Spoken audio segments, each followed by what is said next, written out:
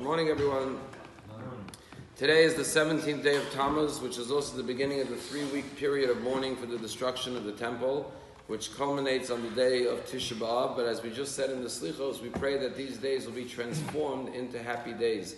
We've been mourning the destruction of the temple for 2,000 years practically. There's a story told about Napoleon that he once went through a city, he had a parade, and he saw the Jewish community didn't come out to celebrate. And he asked, where are the Jews? And they said the Jews are observing Tisha B'Av. They're in their synagogues, mourning the destruction of the temple. And he said, when was this temple destroyed? They said about 1,800 years ago.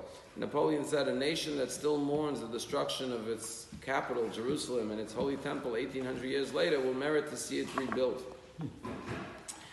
We continue to mourn because we cannot be comforted till Jerusalem and the temple are restored. Mourning could end when something is final, but when something is ongoing, like the destruction and the loss of the temple, we can never be comforted till we merit to see its rebuilding. And the Talmud says whoever mourns the destruction of the temple will merit to see its rebuilding. There's a story told in 1967 that there was these two soldiers in one of the units. One was very religious and one was completely secular. And they would always have debates about religion. When they captured the wall in 1967, their troops, they captured Jerusalem after 6 days. They ran down to the Western Wall. And you've all seen the pictures of the soldiers in their uniforms, in their army gear, crying and praying at the wall when it was liberated after 1,900 years. And the religious Jew sees that the secular Jew next to him is also crying. So he turns to him and he says, why are you crying? You told me you don't believe in God, you don't believe in Judaism, you're non-observant. Why is this such an emotional event for you? Why are you crying? And the secular Jew turned to the religious Jew and he said, Ani bocheh al ma shani lo bocheh. I'm crying over the fact that I'm not crying.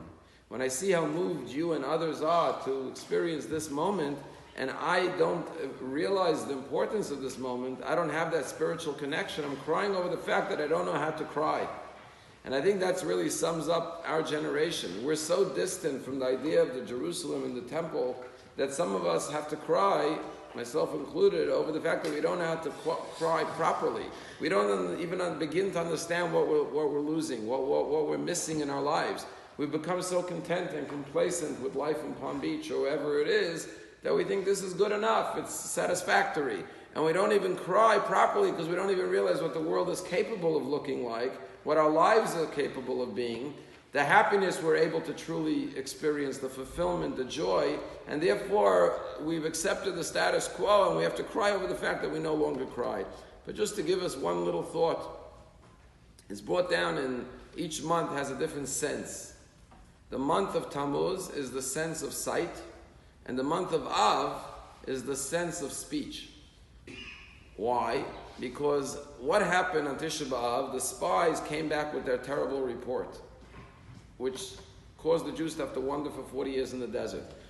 If they came back on the 9th of Av, that means that when did they leave? 40 days earlier. 40 days earlier would be one day before the beginning of Tammuz, which means that Tammuz, today's the 17th, this month of Tammuz was a month that they were seeing the land of Israel for the first time. When they came back in the month of Av, they reported about their fact-finding mission. So Tammuz was about the sin of the spies that they didn't see properly, and Av was the sin that they reported negatively. And therefore, these 2 months is the rectification of that sin, and therefore, during the month of Tammuz, we think about our sight, how we view things, how we view others, and in the month of Av, how we speak about events that we saw. And that's the beginning of the process of destruction or redemption. When we learn how to see properly and speak properly, then we experience our personal redemption, and then collectively we ultimately experience our national redemption. As we know that the story of Tisha B'Av is linked to the story of Kamsa Bar Kamsa, enmity and hatred amongst two Jews. When we learn to see each other properly and speak properly to each other and about each other, those are the first steps in the ultimate redemption of the individual and ultimately the communal redemption. So let us utilize the next 3 weeks properly, not just to observe the laws, which of course are very important. Today we have to fast. During the 3 weeks, we're not allowed to have haircuts, we're not allowed to have live music. In the 9 days, we're not allowed to drink wine, we're not allowed to eat meat, and on Tisha B'Av, we fast for 24 hours. Of course, we have to do that, but beyond that, we have to tap into the spirit of these 3 weeks and try to rectify ourselves and ultimately rectify the world around us through the coming of Mashiach.